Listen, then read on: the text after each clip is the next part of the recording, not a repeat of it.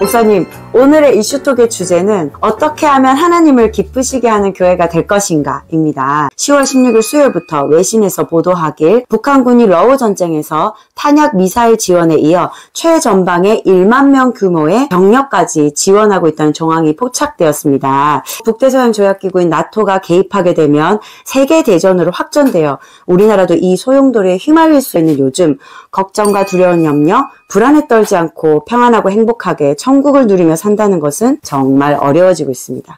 성경에도 전쟁은 하나님의 징계의 수단인데 우리 크리스천들이 이럴 때일수록 더욱 깨어서 하나님께 다시 돌아가야만 하지만 이러한 촉구는 설교 어디에서도 찾아볼 수 없습니다. 그래서 오늘 목사님을 모시고 영적 세계와 영적 존재를 눈 떠보지 못하고 속고 있는 현대교회의 현실을 진단하고 하나님을 기쁘시게 하는 교회가 되는 길을 일타 강사처럼 콕 집어주시기를 바랍니다. 네, CBS. 네, 목사님. 사실 많은 사람들이 교회라 하면 십자가를 세워놓고 정기적인 예배를 드리는 건물 자체를 교회라고 이해하고 있어요. 그런데 이런 개념이 정말 성경에서 말하는 교회가 맞는지 목사님께서 분별을 좀 해주시기 바랍니다.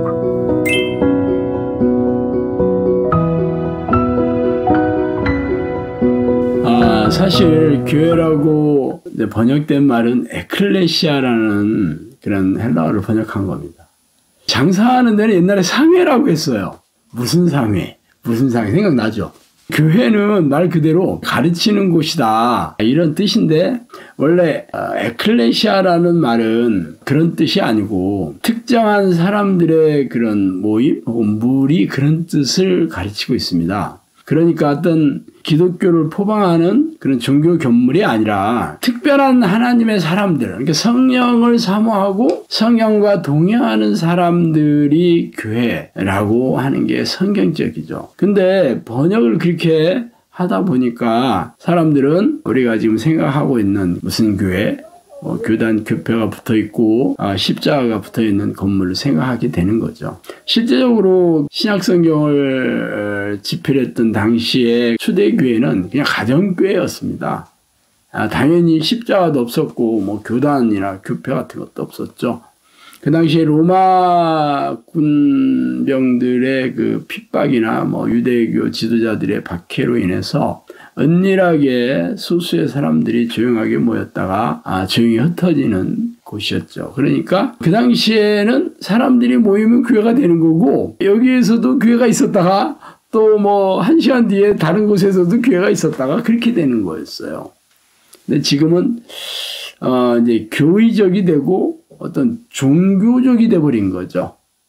그래서 참된 교회, 안 참된 교회가 교단이 정통 교단이냐, 보수 교단이냐, 개혁 교단이냐, 그리고 거기 심하는 담임 목사가 어디 신학교 출신이냐, 학위가 뭐냐, 혹은 교인이 몇 명이냐, 유명한 사람들 누구 있냐 없냐, 이런 걸로 따지죠. 말하자면 성경적인 그런 잣대 교회는 아니죠. 그러다 보니까 처음부터 기초가 잘못되다 보니까 계속 올라갈수록 잘못된 거죠. 그러니까 성경에서 말하는 교회는 하나님이 기뻐하는 사람이냐 아니냐를 따지는 거죠. 성령이 함께하는 사람이냐 아니냐를 따지는 건데 현대교회는 그런 개념으로 생각하지 않다 보니까 성경적이지 않다는 거죠. 성경적이지 않다고 그러면 개인들끼리 친목단체거나 개인들끼리 모여서 맞다 안 맞다 해봐야 무슨 소용이 있겠어요. 하나님이 인정해 주시는 게 중요하죠. 예수님은 베드로에게 그랬잖아요. 내 교회를 세워라. 혹은 사도 바울은 예수님의 몸된 교회 이렇게 얘기했습니다. 그냥 교회가 아니에요.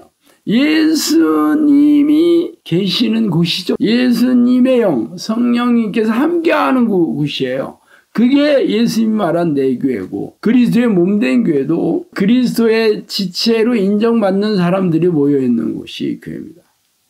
그러니까 현대교회가 지금까지 얘기하고 있는 거는 성경적인 그런 잣대로 얘기하지 않기 때문에 거기서 뭔 얘기를 하든 보수든지 정통이든지 교단이 뭐든지 담임 목사가 뭔 학위를 받았든지가 의미가 별로 없고 교인들이 과연 성령의 사람들로 모여있냐? 과연 성령이 사모하는 사람들로 모였냐? 요걸로 재면 됩니다. 아니라면 뭐 의미가 별로 없죠. 성경적이지 않으니까. 우리는 이 세상에 사는 동안 우리의 육신을 공격하는 악한 영의 공격에서 자유롭지 못해요. 예수님께서도 육신을 입고 사는 동안 습관에 따라 기도하셨다는 성경 말씀처럼 육신을 훈련하여 기도하는 습관을 들이셨어요. 기도가 지도자의 지도를 필요로 하고 훈련을 하여 습관을 들여야 하는 이유입니다. 기도하는 것이 힘들고 마음이 쓰레기 같아서 기도하기 쉬울 때 기도를 포기하면 기도의 내공이 쌓일 수가 없어요.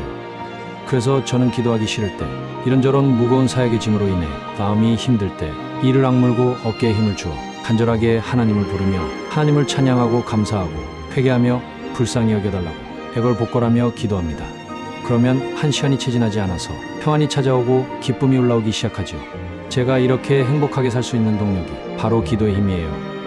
많은 사람들이 이 책을 통해 기도의 습관을 들여서 이 땅에서도 행복하게 살다가 영원한 천국에 갈 수 있기를 바라요. 성령의 사람을 만드는 기도훈련 매뉴얼. 나는 이렇게 기도해서 하나님을 만났다.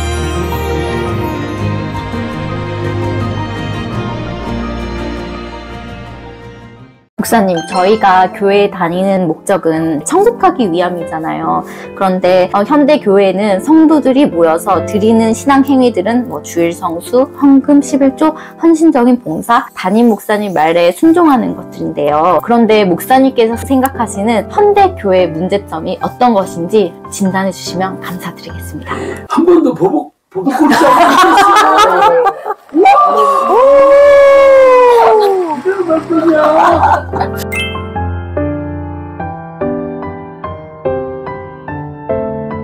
사람들이 예수를 믿는 이유가 뭐예요? 천국 가기 위해서잖아요. 그게 교회 목적이에요, 말하자면. 천국 가기 위해서 예수 믿은 거고, 우리가 하나님의 뜻에 순종하며 산다는 것도 천국 가기 위해서고. 그러면 천국 가는 잣대가 성경에서 뭐라고 얘기냐면 자신의 죄를 예수 그리스도의 보혈의 공로에 의지하여 회개하는 자가 용서를 받고 그동안 가로막혀 있던 하나님과의 벽이 무너져서 화목하게 돼서 하나님이 기뻐하시는 백성이 되어서 영원한 천국에서 살게 될 것이다. 이 얘기잖아요. 그런데 현대교회는 그거요. 맞아.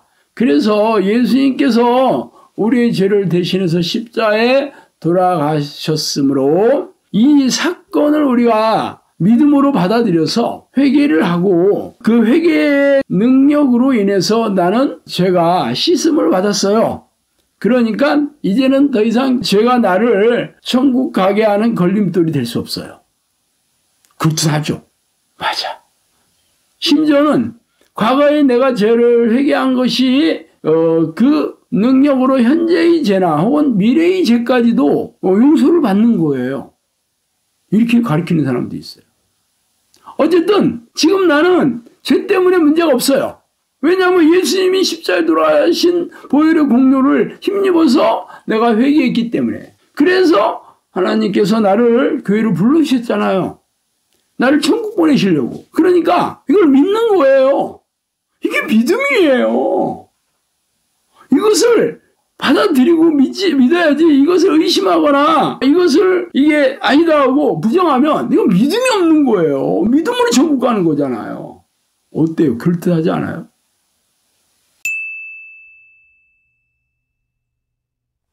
그러면 죄가 뭐예요? 죄는 하나님의 뜻에 불순종하는 모든 것들이 죄입니다. 물론 내 능력으로 이 죄의 문제를 해결할 수 없습니다. 성경에는 모든 사람이 전부 죄인이라고 선포하고 있기 때문에 그래서 예수님께서 이 땅에 오신 목적이죠. 그럼 예수님께서 십자가에 돌아가셔서 이 문제를 해결할 수 있는 솔루션을 제공해 주신 게 십자가에 돌아가셔서 그 사건이에요. 그래서 내가 어떠한 방법으로든지 이 문제를 해결할 수는 없고 예수의 보혈의 공로를 힘입어서 회개를 해야지 용서를 받을 수 있는 거죠. 그러면 회개하는 죄만 용서를 받는 거지 회개하지 않는 죄까지 용서를 받았다는 거는 거짓말이죠.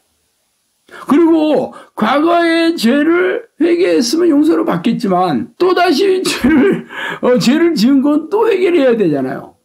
여러분, 세상에서도 내가 물건을 훔쳤다 그러면 제 대가를 지불해서 교도소에 갔다 오면 더 이상 문제 삼지 않죠. 그렇지만 또 죄를 지면 또 가야 되잖아. 그래서 전과 1범, 2범, 10번, 20범 되는 거죠. 만약에 과거에 내가 교도소에 가서 내 죄를 다 뚝 털었다. 그럼 그 다음서부터 죄 짓는 건 너 교도소 갔다 왔거든? 그러면 사람들이 뭐라 그래? 넌 미쳤나 보다. 그렇게 하지 않겠어요? 근데 현대교회가 그렇게 가르치고 있어요. 과거에 회개한 기도를 가지고 회개하지 않는 미래의 죄 혹은 회개하지 않는 현재의 죄가 용서를 받았다고 얘기하는 거야. 그러면 하나님을 믿지 않는 세상 사람들도 회개하지 않잖아. 그럼 용서를 받아야 되는 거잖아. 예수님이 특정한 사람들을 위해서 십자가에 돌아가신 게 아니잖아요. 모든 인류를 위해서 돌아가셨잖아. 회개하는 사람들에 한해서 죄를 용서를 해주신다고 그랬고, 그러면 날마다 자신의 죄를 깨닫고 회개하는 사람들이 존경하는 거죠. 그런데 문제는 이 하나님께 불순종하는 모든 죄들이 성경을 보면 알겠지만 수도 없이 많다는 거예요. 성경에는 기도하지 않는 게 죄다. 쉬지 말고 기도해라. 항상 기뻐해라. 범사에 감사해. 이것이 그리스도 예수 안에 너희를 향하신 하나님의 뜻이다. 그런데 주저하는 자가 천국에 들어갈 것이 아니요 하나님 뜻대로 하지 않는 자들은 당연히 하나님의 나라에 들어갈 수 없다 그랬잖아요. 그러니까 그 듣던 제자들이 뭐라 했어요?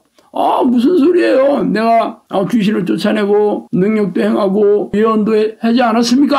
라고 얘기하니까 예수님께서 이 불법을 행하는 자들은 다 나를 떠나라. 내가 너를 도무지 모르겠다 그러죠. 불법을 행하는 자는 죄를 짓는 자를 얘기하는 겁니다.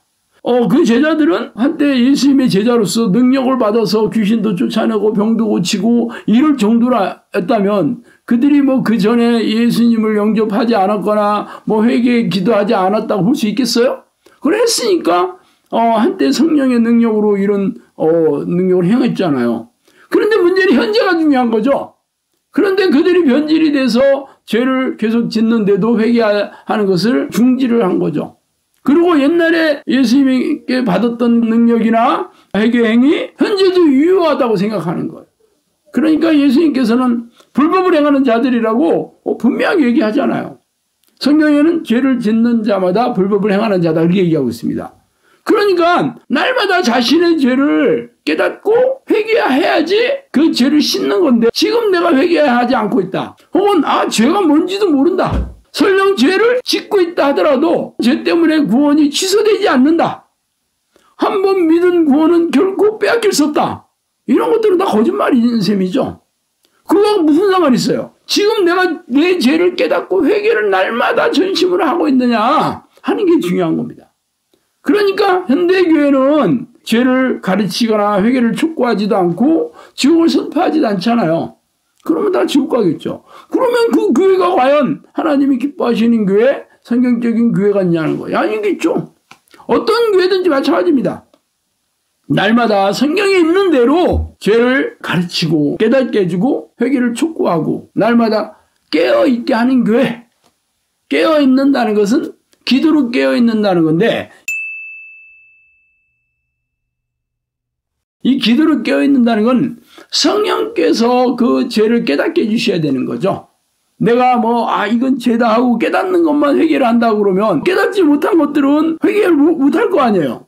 그렇지만 성령께서 우리 안에 들어오셔서 깨닫게 해주신다면 생각나게 해주시겠죠. 성경에 보면 예수님께서 내가 떠나는 것이 너에게 유익하다 하면서 내가 떠나가면 성령이 너희한테 올 것인데 성령은 진리의 영이라 내 말을 생각나게 해주실 거다. 그러면서 기름 부음이 마시면 아무도 가르칠 필요가 없다 이렇게 얘기하잖아요. 결국은 이 성령께서 내 죄를 깨닫게 해주는 사람들은 날마다 자신의 죄를 인지하고 즉시 회개하면서 죄를 용서를 받겠죠. 이런 사람들이 천국에 가는 거죠. 그러니까 이런 교회가 바로 성경적인 교회가 되는 거예요.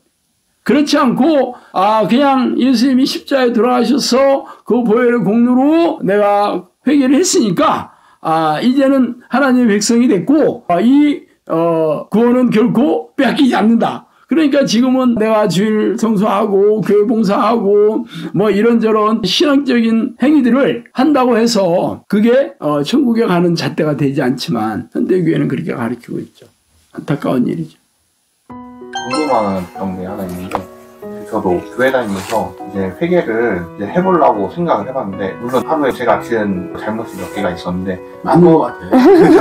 근데 저는 이제 딱 회개를 하려고 보니까 뭔가 더 해야 될 거는 있었다고 생각을 했는데, 그게 뭔지를 잘 모르는 순간이 좀 많았었거든요. 목사님이 생각하시는 회개해야 될 가장 중요한 죄는 어떤 게 있어요?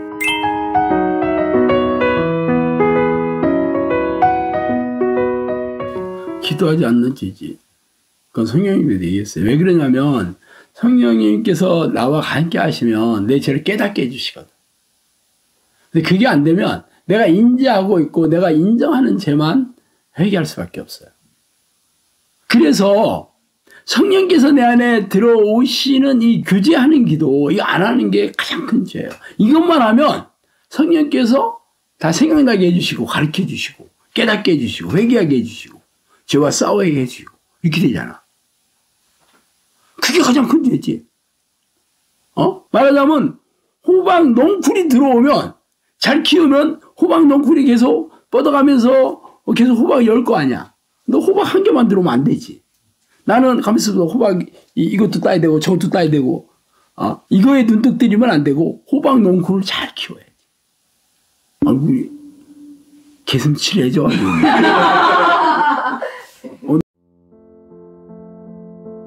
기도란 하나님을 만나 대화하고 교제하는 영적 행위예요. 그러나 영적인 눈을 뜨고 하나님의 음성을 듣고 깨달음을 얻는 기도를 하는 것은 쉬운 일이 아니에요. 우리에게 성경에 기록한 하나님의 뜻을 따라 성령의 인도함을 경험한 영적 지도자의 코칭이 절대적으로 필요한 이유입니다. 기도를 열심히 하려고 하지만 하나님과 동행하는 기도의 수준에 오르지 못하기에 형통한 삶과 평안한 인생은 그림의 떡일 뿐이죠. 기도에 대한 책들이 시중에 적지 않게 나와 있지만 정작 삶의 현장에서 실제적이고 구체적으로 적용할 만한 매뉴얼은 찾아보기 어려워요. 기도에 대해 추상적이고 모호한 개념을 소개하는 책이 아니라 삶의 현장에서 꼭 끼고 다니며 필요할 때 지체 없이 찾아보는 매뉴얼만 있다면 어두웠던 영혼을 환하게 밝아지게 할 수 있겠죠. 그래서 이 책을 쓰게 되었어요. 우리의 영혼의 등불을 밝힐 크리스천 영성학교 신목사의 성경적인 기도 가이드